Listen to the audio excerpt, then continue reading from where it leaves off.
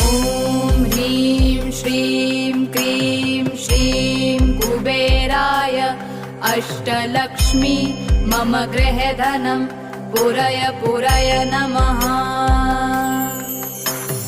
ॐ ह्रीं श्रीं क्रीं श्रीं कुबेराय अष्टलक्ष्मी मम गृहधनं पुरय पुरय नमः।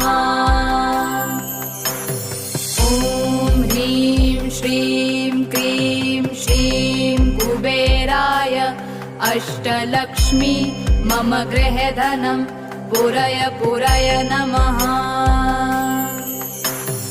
ॐ ह्रीं श्रीं क्रीं श्रीं कुबेराय अष्टलक्ष्मी मम गृहधनं पुरय पुरय नमः।